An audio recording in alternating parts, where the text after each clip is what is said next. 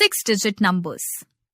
We read the number 100,000 as 1 lakh.